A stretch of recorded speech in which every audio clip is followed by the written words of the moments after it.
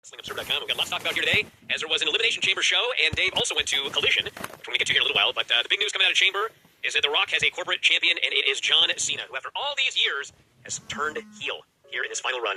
And Dave, what do you think of this angle in the show? I mean, it's certainly well done. I thought it was awesome. I thought it was like an all-time classic angle.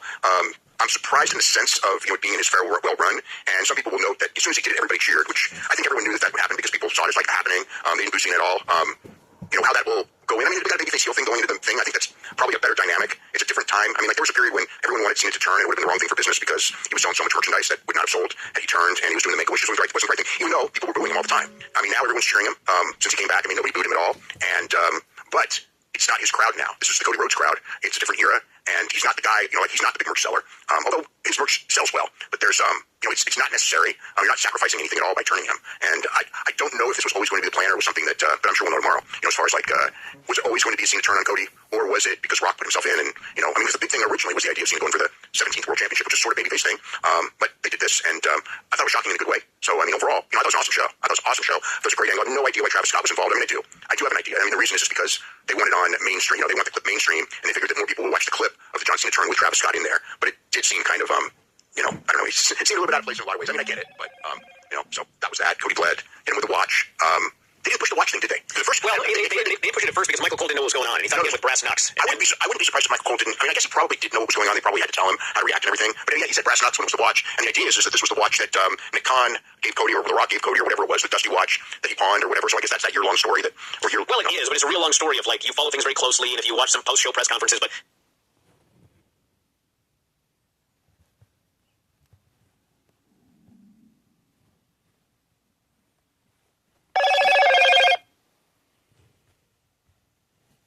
They've never played this up big on television. In fact, when Rock handed him whatever that object was, that Rock later claimed was the watch, Cody had been wearing the watch on the press conference and explaining it to the viewers before that angle even happened. So if the storyline was supposed to be that Rock was the one that gave him the watch, they never followed up on that on TV ever. If you only watch a TV, you have no idea what the Rock handed the guy. They pretty much have not talked about it since. And Pat McAfee was the only guy that noticed because Michael Cole's calling it brass knucks, and Pat McAfee goes, "It's a Rolex, Cole." Yeah, it's a Rolex, but they didn't specify, unless they did at the press conference afterwards, but they didn't, when the thing went off the air, they never specified. No, they never told who it was. The significance of the watch. I mean, the story is that, and this part is true, is that years and years ago, over 20 years ago, when Cody and his sister were going, they wanted to be actresses, and they were, so to finance that, Dusty, had made a lot of money in wrestling, but at this point, Dusty was pretty broke. And the kids, you do anything for your kids. So he pawned his Rolex watch to fund his kids taking acting lessons from Howard Fine in Hollywood. They moved to Hollywood. They were there for a while, tried to become actors. They did not. And that's when that didn't work out, that's when Cody got into wrestling. And then the idea was that when Cody became the top star there, that Nick Khan somehow got the original pawned watch and gave it to Cody. That's the story. I mean, I don't know if it was the exact duplicate of the watch. There was the claim it was the actual watch. I don't believe for a second it was the exact same watch. Yeah, I mean, it's wrestling, so who the hell knows? You know what I mean? So that's the significance of it, which was not explained. Not to mention, if it was the exact same watch, he's not using it in an angle to clock him with in the middle of the ring. Anyway, it doesn't matter. But they whacked him with it. He bled all over the place, which was actually why there was no blood in the Sami Zayn Kevin Owens match. He acknowledged there was going to be blood at the end of the show, and so they only wanted the blood there. Yep. And now I guess we see who ends up on Raw Monday. It's got to be either The Rock or John Cena, I would think. But I haven't seen any lineup thus far for Raw Monday night, so. Well, John's got 35, 36 dates left, or whatever the number is, 33 probably. But he's going to be on Raw more. With that many dates, he's going to be on Raw most of the time now, or on a show most of the time. So he's going to be a fairly regular until the end of the year. Not like a Punk level regular, in the sense that not necessarily there every week. There are a lot of weeks. All right, we're going to start at the beginning. There are a lot of great matches and angles here on the show, including at the very beginning of the Women's Chamber. They actually brought all of the women out of the ring. Liv Morgan, Naomi, Bianca, Alexa, Bayley, Roxanne. They shut the door, I think, and the match started. The bell rang. And the first two in the ring were Naomi and Liv. And as they're about to get going, Jade Cargill. Welcome to 3 Count Commentary. We're going to talk about Elimination Chamber for March the 1st, 2025. So let's not beat around. How's it going, everybody? Brian Elvis and Dave Meltzer here. Wrestling Observer Radio. Didn't know what was going on. A watch. I don't believe for a second it was the exact same watch. Yeah, I mean, it's wrestling, so who the hell knows? You know what I mean? So that's the significance of it, which was not explained. Not to mention, if it was the exact same watch, he's not using it in an angle to clock him with in the middle of the ring. Anyway, it doesn't matter. But they whacked him with it. He bled all over the place, which was actually why there was no blood in the Sami Zayn Kevin Owens match. He acknowledged there was going to be blood at the end of the show, and so they only wanted the blood there. Yep. And now I guess we see who ends up on Raw Monday. It's got to be either The Rock or John Cena, I would think. But I haven't seen any lineup thus far for Raw Monday night, so. Well, John's got 35, 36 dates left, whatever the number is, 33 probably. But he's going to be on Raw more. With that many dates, he's going to be on Raw most of the time now, or on a show most of the time. So he's going to be a fairly regular until the end of the year. Not like a Punk level regular, in the sense that not necessarily there every week, but there are a lot of weeks. All right, we're going to start at the beginning. There are a lot of great matches and angles here on the show, including at the very beginning of the Women's Chamber. They actually brought all of the women out of the ring. Liv Morgan, Naomi, Bianca, Alexa, Bayley, Roxanne. They shut the door, I think. And the first two in the ring were Naomi and Liv. And as they're about to get going, Jade Cargill's music hits. And even though the match had started, either the door wasn't shut or they opened the door so that Jade could get in. And she stormed in, and Liv's got this look on her face like, oh my god, she's going to kill me. And instead, she goes after Naomi, and she beats her ass all over the place. And Bianca's in her pod. She's stuck in her pod, and she's screaming and pounding on the door. And Jade kills Naomi, slides the cage door into her head, and the ring announcer announces that she has been eliminated. And so she's carted out. The crowd sings the goodbye song. Liv is screaming at Bianca that it's all her fault. And we're supposed to believe at this point that it was Naomi. Yep. And obviously Naomi, well, here's what we do know for sure in storyline. We know that Jade thinks it's Naomi.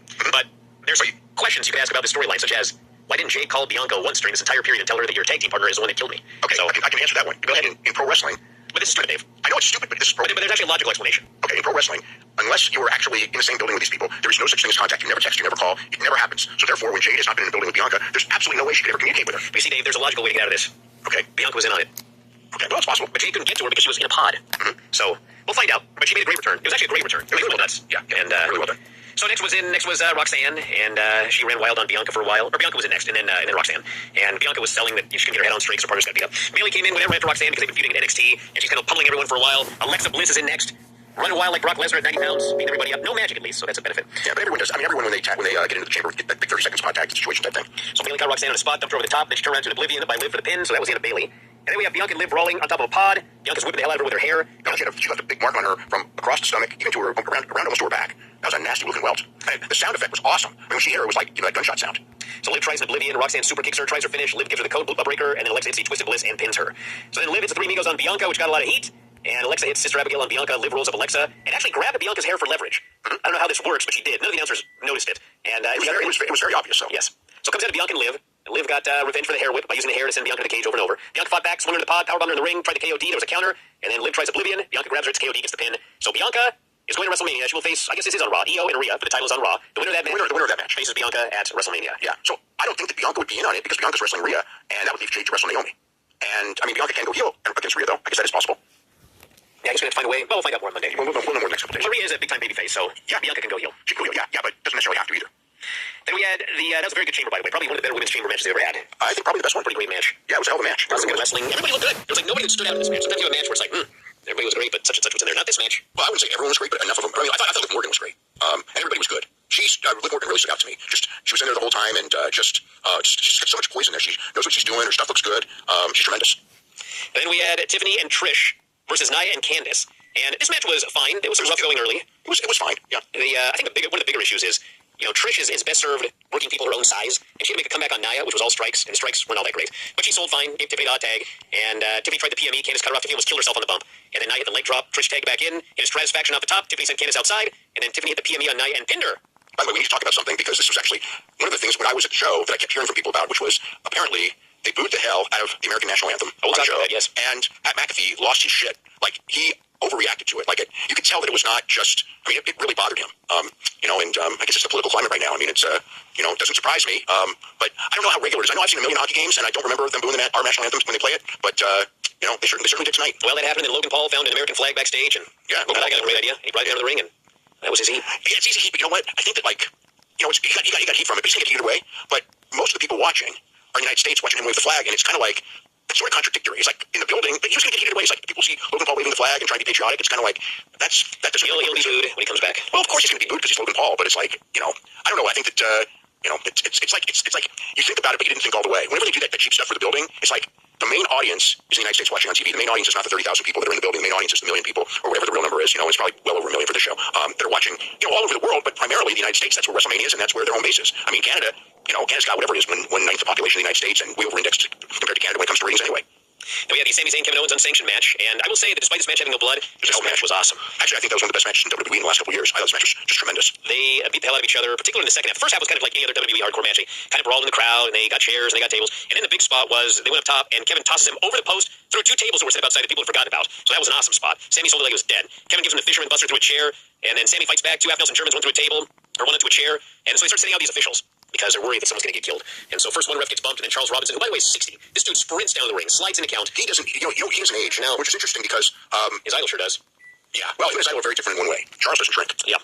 Charles is a clean liver, because which I'm sure he's fine now. But when Charles, when WCW folded and Charles got the job there and he didn't drink, you can imagine the amount of shit he had to put up with. I'm sure. And he did. He lasted. Other guys, there's a lot of other guys that were in that same position with him that they didn't last very long there. But Charles, I mean, I know from other people there that, like, you know, and Charles was really good with the other people that came in that don't drink, because when they would get harassed, Charles would actually go up to him and just go, "Don't let these boys get to you." So Charles is a good guy when it comes to that stuff. Sammy took the Fisherman Buster through a table, and then Pete Williams is out there trying to tell these guys to stop. And so then Sammy throws some chairs in the ring, finds a chair wrapped in barbed wire. He's hitting Kevin with it. More of these referees are coming out. Like, should you guys be talking to Adam Pearce? He literally said this match is going to happen exactly this way. Yeah. So he's the guy you should be talking to. So Kevin manages to toss him outside, puts a chair around his neck, throws him in the post twice, powerbombs him on the apron. All the producers are out there. He powerbombs him on the apron again, throws him in the ring and pins him. Well, there was a powerbomb that kind of got botched. You could do the first one, then the second one was kind of botched, and then the third one was the hard one. Yes. Yeah. So Sammy got killed. He's dead. They're going to cart him out, but Sammy starts going nuts. He starts tearing the mats apart. He's going to kill this guy with a powerbomb. He's going to do the pile driver on the floor or whatever he has. And then Randy Orton's music hits. And these people went nuts for this guy. They're singing his song, gets in the ring, brawls with Kevin Owens, lays him out with the RKO. And it was funny because this guy's done the punt in like 14 years or something like that. So he gets in the ring, and he lays out Kevin Owens with this RKO, and he slowly walks over and he grabs a steel chair. And he walks over, and Kevin's kind of on his knees, and he gets his chair, and he's looking at it, and he looks at Kevin, and like the crowd's waiting for this chair shot. But then Randy throws the chair, and I thought these people were going to boo, because I knew he was going to do the punt. But man, these people did not boo when he threw that chair away. They cheered even louder, because somehow they knew he was going to do the punt. And so he backs up, and he's going to go for it. It was actually very well done, because they film him in real close, and man, he starts running, and it's like 6 producers running at the same time and tackle this guy. Fans are furious. And Wade Barrett goes, "Oh, now they're doing their job." And so Kevin gets away. Orton lays out all these geeks with RKOs, and it was a great match. It was a great segment. It's obviously Kevin Owens and Randy Orton at WrestleMania, but I don't know what he was saying. Well, you know, not everyone gets on WrestleMania. It could be whatever. You know, there's a lot of things that they could do. But yeah, there's no obvious thing for him. I mean, obviously that's why they did it here and not at WrestleMania, was because Randy Orton's getting a WrestleMania match with him. Yep. Then we had the men's elimination chamber, and it was Seth Rollins, John Cena, CM Punk, Drew McIntyre, Logan Paul, and Damian Priest. Another very well booked match as far as what happened when and with who. So Seth and Drew start, and the fans are just chanting for other guys at this point. Damian Priest is in next, and the fans are just, they already hate Logan Paul. They're just chanting "fuck you, Logan" throughout the show. And he finally gets in next, and he runs wild for a while, and Priest ends up taking him out. Top rope hurricane run on Drew. Logan then grabs him, gut wrench on the outside. Fans are chanting "you still suck." John Cena's in next, and he does this big John Cena comeback till he gets hit with a claymore. But then as he hits the claymore, Priest catches Drew in a crucifix and pins him. So Drew is the first guy out of the chamber, and of course he's furious. That's really an interesting one, because you know that there was like tons of betting on Drew McIntyre in the last 2-3 days. You know, where people were convinced that, I mean, I know why, but they were convinced that he was going to be Rock's emissary and win the whole thing. So much so that Bet Online took it off the boards because they were so scared of Drew winning, when originally they were like 21 odds. Yeah, they should have kept him on there. They've been rich. Well, they would have been rich. Well, they would take a lot of people's money. So anyway, Drew's furious, so he gives Priest the claymore before leaving, and then Logan goes up top, frog splash off the pod, and he pins Priest. Yeah. So probably Drew and Priest at WrestleMania. That's what it looks like. Yeah. So CM Punk is in last. He goes right after Logan Paul, and smashes his head in the pod repeatedly. And Punk and Cena end up in the ring together before they can do anything. Seth boots Punk, goes to work on him, starts screaming at Cena, "He's mine! Go film some movies or something!" So Cena grabs him, tries the AA, they start brawling. Logan lays out both of them, but then Punk grabs Logan, hits a GTS, and pins him, as expected, since he tossed a Punk out of the Royal Rumble. Right, and also slapped him in the face.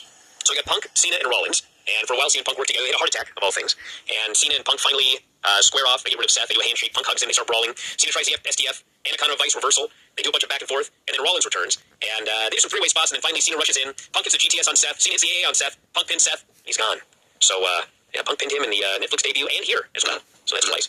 Yeah. But it all adds up at the end, because then, you know, Seth cost, as he promised he would do. He promised that even if he lost, that Punk would not win. That was his promise. So that's what he did. So then comes out of Punk and Cena. And Cena offers another handshake, but Punk grabs him. It's a GTS, and he kicks out. Cena hits the AA, Punk kicks out. Cena then boots him to the ropes, and Seth, who had not left yet, stomps Punk on the outside. Cena drags him in the middle, puts him in the SDF. Seth is on the outside screaming, "Just die!" And in fact, CM Punk dies. John Cena wins. And it's a great chamber. Great chamber. That was a great match, yeah. Yep, all of these guys. I mean, everyone was a star, is the thing. It was a real, yeah, from a star power standpoint. I mean, Priest wasn't that over compared to everybody else, but Priest still was a world champion in the last year, and he's very protected. So yeah, it was like, as far as like 6 high caliber guys, you know, it's probably as loaded of a chamber, star power wise, as they've ever had. You know, especially with, you know, Cena. You know, you have Cena and Punk with the modern guys. So then, you know, he's celebrating his win, and Cody's music hits, and he comes down to a face-to-face with John Cena, and Cena's doing the pantomime very loudly, "You, me, WrestleMania, all these people," and then Rock's music hits. He comes out with Travis Scott.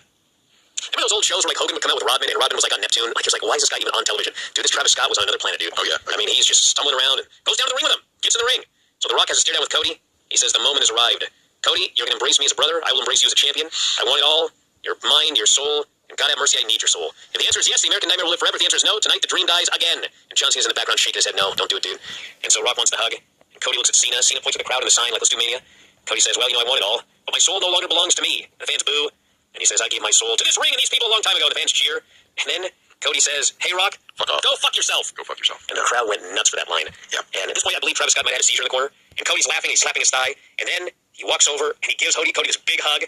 But as he's hugging him, he's looking at The Rock, and he gets the heel face. No, this is before that. He looks at The Rock, and he gives his heel face, and you hear all of a sudden the crowd, they all saw his face, and they go, and then The Rock goes, and the crowd's screaming at this point. And John Cena was awesome because he's hugging Cena, and he's got this total evil heel face, but then he backs up, and he's got the biggest smile. He smiles at Cody, and then he kicks him right in the balls. And Cody goes down, and the place goes absolutely nuts, and they're just screaming, and Cena takes the they were cheering like crazy for that spot. I mean, it was, you know, they got to see it happening. You know, that's how it is. This was happening, all right. He hits him with a watch twice, then he hits him with a chair, hits him with a belt, and now Cody's coming up. Actually, by Cody standards, Very amateur blade job. I mean, it was a little bit of blood. But he gets hit with the belt again, and then Scott holds his arms, Cena holds his legs, Rock takes off this Cody Rhodes weight belt, he starts whipping Cody with it, and then Cena steps on his face, and he looks in the camera with his John Cena mean face, and the fans are chanting, "You sold out," and Rock wipes Cody's blood all over the weight belt, whips him again, and these guys leave together, and goddamn, this was like one of the great heel turns of all time. Oh, yeah. It's up there with Hogan turning heel, and hopefully turns out better than Steve Austin turning heel. Well, it's different scenarios. These are all different scenarios. This one, it doesn't matter one bit. This guy hasn't even been around. I mean, he's not your top star carrying the company. Right. He's not your top babyface that can't be replaced. I mean, this is a perfect time to turn him heel because nobody thought it was going to happen. If he's going to do it, I would have done it with Punk. I think that there's more heat with Punk, but with Cena, I think it works as well. Yeah, but dude, if this is Cena's last year, you do it with Cena. If you do it with Punk next year, you do it with Punk at any time. Punk can turn heel on any day and be a top heel. But like, this is your chance with John Cena and Rock behind him and WrestleMania with Cody. I mean, man, this was awesome. So, incredible moment. Great show. And, I thought it was one of the better pay-per-views they've ever done. I mean, match quality-wise, I mean, you had 3 really tremendous matches out of 4, and you had an all-time great angle. I mean, that's a hell of a show. That could win show of the year. It really could. Yeah.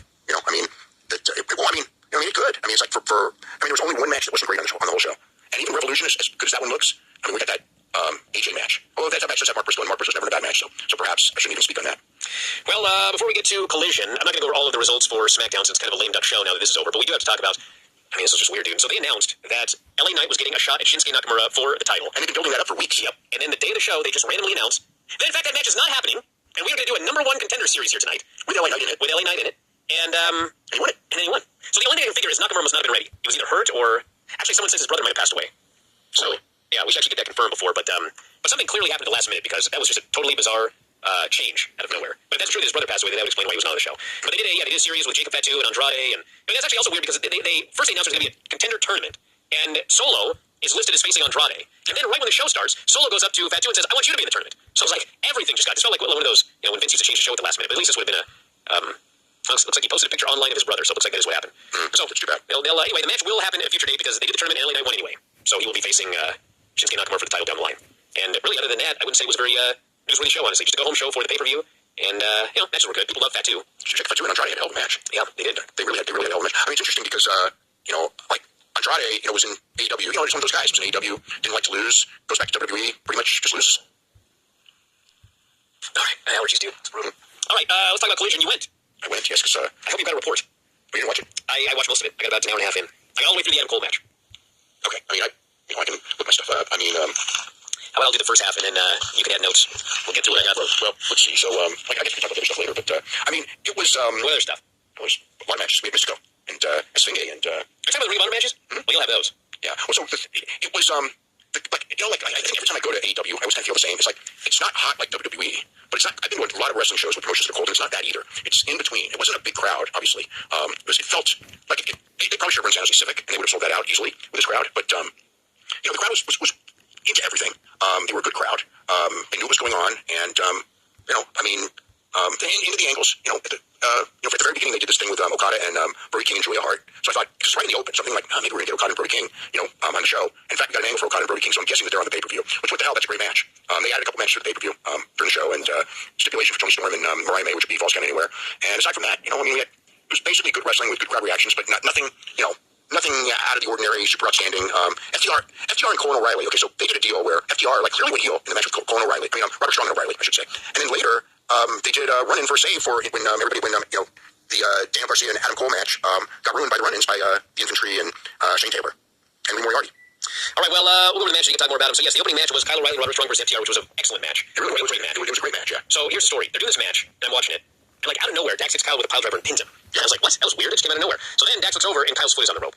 And so... he barely got that foot on the rope before 3. I mean, it was really a split-second thing. But, okay, so now I'm being told that it was not his brother, but Osamu Nishimura, Nakamura said, was like an older brother. Yeah. So that's why they gave him the time off. Okay. Yeah. It appears to be. Yeah, Osamu Nishimura was he considered him like an older brother. Yes. Okay. Yeah. So Dax gets foot on the rope. Dax sees foot on the rope, and the fans are booing like crazy this finish. So Dax goes to the referee and he says, I don't want to win like this. But the referee brings his head, he pulls his hand down. I don't want to win like this. So the ref goes, sure you want to restart it? He says, I want to restart it. So they restart the match. So even the announcers are like, this could end up being a stupid decision by Dax. And sure enough, they hit the Power and Glory, and Kyle kicks out. They go for the Shatter Machine. Roddy breaks it up. They immediately hit the high-low, and they get the pin. So Kyle O'Reilly and Roderick Strong beat them after the restart. So Undisputed off on a handshake afterwards. That was good sportsmanship, you guys. But FTR looks at him, turns her back and leaves, and the fans boo. And Dax is screaming. It was 1 second. It was 1 second as he leaves. And I didn't know if it was a heel turn, but I was like, you guys are on your way to a heel turn, because that's poor sportsmanship right there. The people booed him. They did because they walked out on it. Yeah. I don't think this is a heel turn yet. I think this is the beginning of, it's coming. So by May of 2027, they might be heels on the AEW trajectory. Then we had Wheeler Yuta and Willie Mack this was a good match. Wheeler pinned him. Yeah, it was pretty good. I mean, for what it was a short match. But, people, what's interesting is that Willie Mack, Titus Alexander, and who's the other one? Vinny Massaro all got really big pops. Not so much Aaron Solo, though, but they all got pretty big pops. And, because they're, Willie's not local, but the other ones are. It was interesting because during it, I just remember that, I think it was, it was the Arcady, the ring announcer. I think at one point she said, "How many of you people are going to Revolution, thinking that it's like near here?" And it's like 4 miles away. I mean, there were a few people who were going, but it was like, I think that because it's in the same state, they thought it was like a drive down the road, and it's not a drive down the road. All right, so then afterwards we had Moxley in the ring, lays out Willie the briefcase shot, tells Wheeler you need to take out Copeland on Wednesday, and he must not leave the ring under his own power. This is your chance. He does not walk away. You finish the job. Gives him the briefcase. Wheeler freaking killed poor Willie with that briefcase shot and left him for dead. So Adam's going to be laying out Wheeler on Wednesday. I think that's going to be it for young Wheeler there for a while. Yeah. We had Billy Starks running into Mercedes backstage, gave her back her TBS belt, but then threw tea into her face. So I think Billy might be in for a beating on Wednesday as well. Yeah, so she basically gave her the belt back and had a message from Momo Watanabe saying, you're only going to have it for a couple more days. She's winning it from you. Tony Storm is in bed with a neck brace on, dramatic promo. She wants no countouts, no DQs, no rope breaks. It's false, get anywhere, no holds barred. Ripped off her neck brace. Said, you're going to meet God, and it's a her. I forget her exact line. Anyway. So they basically push it. That's the final conflict. It is the Hollywood ending. Hollywood ending. Yeah, I mean, they've been wrestling for a long time, but I think this feud is like so hot right now. Well, they haven't been wrestling for a long time because they had a match and then Tony vanished for 4 months. Well, it's been going on for a long time. That's what I meant. The feud's been going on for a long time, but I do not think that this should be the ending of the feud. I think that the feud is it's really helped both of them, and I think that it can go on. But they certainly acted like Hollywood ending. It seemed like that the thing is finishing up. So anyway, that's the deal.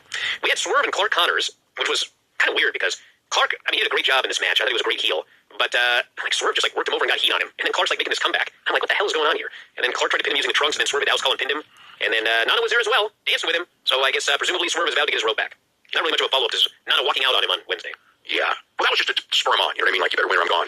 So, they're very over when, and all that. But Swerve was way more over. When he first came out, he didn't really get that big of a pop. But then when the match was going on, he got really big reactions. When he left, he got a big reaction. And I felt that the people didn't know Clark Connors, but about a minute into the match, they realized he was somebody, and they really kind of the match had a lot of reaction. It had a great reaction. Yeah, it had a lot of reaction, but not for the guys when they came out, for either of them. When I was looking around and everything, there were definitely people who knew who Clark Connors were, but I felt that most didn't. But his work was such, and just the way he carried himself was, I think people figured out, this guy must be somebody, and this must be a competitive match, and then they got into it. Then we had clips from Wednesday. The Outrunners celebrated their win on Wednesday. They ran into MVP and the Hurt Syndicate, and MVP said, "You win your title shot at the pay-per-view." So that's official. Outrunners said, "We've been waiting 20 rookie years for this. Son of a bitch." Yeah. They were portrayed as total geeks. Yep. Hopefully they have a great match before getting killed. I don't know if that's going to happen. It's a pay-per-view, dude. Yeah, I don't know. They don't do bad matches on purpose on pay-per-view. I hope not. Yeah, but we'll see. Unless it's on the pre-show. We had Harley Cameron. I don't think it's going to be the pre-show, the way they talked about it. Harley Cameron joined the announcers. They showed her win over Dion on Dynamite. She said, "You guys, you didn't know the name of my finisher." And Nigel says, "Well, I wasn't doing commentary on that show." And then he said, if I had $1 for every time Tony didn't know the name of a move, I'd be a millionaire. Tony goes, "You'd have $3." And then he goes, "Actually, I don't know the name of your move. What's the name of your move?" And she goes, "Well, I never used a move before. I never tried that move, but it worked. So I need to come up with a name for my finishing move." And Tony goes, "You need a name for your finishing move?" And she goes, "That's it." So the new name of her finishing move is her finishing move. That's what it's called. Big Mom Agent is catered in a promo. Johnny TV shows up, challenges him to find 2 friends to face himself in MXM Collection at the pay-per-view. Yeah. And later he ends up finding Orange Cassidy and Mark Briscoe. So it was interesting. In the building, they booed those guys. They didn't boo Mark Briscoe. They didn't boo Orange Cassidy, but they booed him. They were going boom. Oh, no. And it was interesting because I was around people and they did not like him. And it was more of a negative reaction. But it's interesting because, I was around people who, my family was there, which is why I went, because my family wanted to go. But, I don't want to talk about that, but my family really wanted to go to the show. So, they're not really big fans or anything like this. And boy, did they know who those 2 guys were, AJ and Justice and the Rizzler and everything like that. And I was told that, because they're my daughter-in-law is a teacher's aide, for grade school kids. And she said that, all the kids run around and go boom, they're way more famous than the wrestlers. I think it is. I go, yeah, so you think it is. And it's like, oh my God, we know that, they're pretty darn famous right now. But, they also said, a lot of people don't like them, but they're very famous. But, you can see, it's interesting because, they're in New Jersey, of course, they got cheered like crazy because he's from New Jersey. But I wonder what's going to happen at the pay-per-view. I think they'll probably it's MXM and it's Johnny TV and they're easy to boo. And Mark Briscoe's on the team and Orange Cassidy and everyone loves those guys. But, that was, I was surprised. They went twice. And, both times, when they saw, AJ's face, they booed, not boom. So then we had Infantry versus Nick Ruiz, Vinny Massaro, and Dave Dutra. Oh, Dave Dutra, yeah. Yeah, do you know on that show where I wrestled the son of Chris Christopherson, Jody Christopherson? Yeah, Filthy Tom beat Dave Dutra on that show. Yeah. I think Dutra's been a guy around here for forever and ever. We're still good. I remember he came over from the Tokyo in years. We would stay up all night and everything. But yeah. Vinny got a big reaction. There was a lot of people who knew who he was. And we had Adam Cole and Daniel Garcia for the TNT title with a finish so bad, it's almost impressive how ballsy it was. Oh, it was so bad. The thing is, they were having a great match, a freaking great match, and then they did that finish. It was like, well, the finish was funny because they're having this match, and it's going along great, and the people are into it, and they're popping for everything. And Mike got that spot where Garcia put him in an ankle lock on his bad ankle, and he scissored the legs, and Cole was fighting for the ropes, and this fucking crowd was losing their minds for this. Oh, yeah. And so he finally gets a thing, and everybody's going nuts, and they start striking in the middle of the ring, and all of a sudden you hear the ring announcer go, 15 minutes past, 15 minutes, and the crowd starts booing. So they're like, God damn it, we're going to get a shitty draw. We're going to get a 20-minute draw. And as soon as they start booing the idea of a shitty draw, the Infantry just ran in for the disqualification, and this fucking crowd is furious. Yeah. And it's like listen, it was genuinely annoying. Oh, the spot man. they ran in, yeah. There was like no reason for them. I mean, they explained it like they've been disrespected earlier. They did a deal where they were leaving, and was it Adam Cole? Cole. Yeah, Adam Cole came out when they were leaving, and they kind of like, whatever, their departure or something. Yeah. So the infantry beats down both guys. Daddy Magic goes to make the save. Shane Taylor lays him out. Heels destroy both guys and left him laying. It was just like, it's crazy because like I got nothing against the infantry, but they're very low on the scale of like star power here on this program. And we have like, they fucked you over on an Adam Cole Daniel Garcia TNT title match to set up a match with the infantry. Like what? What? Well, maybe they did do Adam Cole and Daniel Garcia's rematch on the pay-per-view. I guess. I mean, you could. You could. Yeah. Then we had the ops video package, and that's all I saw. So what happened after that? Okay. Let me get my notes out here. Cole is on the pre-show versus the infantry next weekend. That's what this set up. I'm like, pay-per-view? that's what this person says. I have to double check that. What? Actually, that might not be true. I need to stop looking at this chat. Yeah, to find out. They didn't do anything on the show that led me to believe that. So, let me see here. Where are we? Yeah. So, yeah. They already put Daniel Garcia in the Border City stretch. Sean Dean and the other guy attacked both of them. And then FTR and Adam Cole and Kyle O'Reilly all made the save. So, and FTR was total babyfaces and didn't do anything with Cole and Kyle O'Reilly. I didn't notice anything where they seemed to act like, they were in a feud with him. Then AJ came out, AJ the Costco guy, and, his son wanted to be his tag team partner against Giant TV and MXM. And AJ told him that, someday you may be a pro wrestler and someday you may be world champion, but you're too young now. And he got Orange Cassidy to be his partner, and as well, he's still the third guy. And then Orange Cassidy said that he had called someone in his basically did a promo. Everybody loved Mark Briscoe, loved Orange Cassidy. Julia Hart and Queen Aminata doing chants. Wrestling was fine, good match, and Queen Aminata won with a running knee. So they're 1-1. So they're doing a series with those two, and people were stunned that Queen Aminata won, and I was surprised myself. And then Brody Lee, Okada came out and nailed Brody Lee with a belt shot. Brody Lee was there with Julia Hart. Okada comes out. So Okada comes out, his music plays, and he gets a total babyface reaction. And I'm trying to think if it was the biggest of the night. Has he ever been booed? Maybe the biggest. I think Swerve was definitely cheered more during his match, but not for his entrance. I mean, he came out, Okada got a really big reaction. Then Kenny Omega promo, people were disappointed. They said, Kenny Omega will be on the show, so people were expecting him, and he was only going to take promo. And he talked about how Don Callis, for a year he was on the sidelines, hearing Don Callis say how Takeshita beat him twice in 1 week, over and over and over again. And he said, it's quite annoying to hear that over and over again. I was pissed off. But he said that this match is about the belt. It's not about Uncle Don, and it's not about Takeshita. It is about the belt. And he said that if he loses, it will basically show that the old Kenny is gone.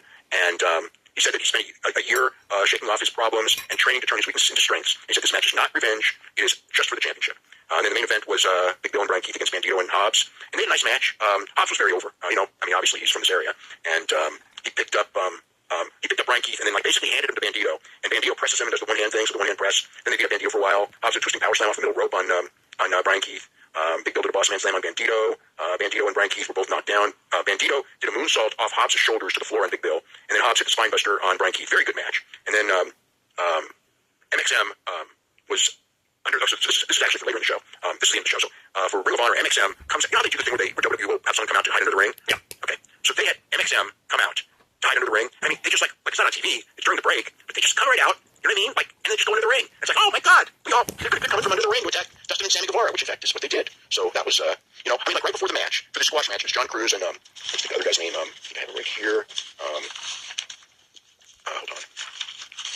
John Cruz and, is it, Olumidi? I don't know. But tall guy, nice physique.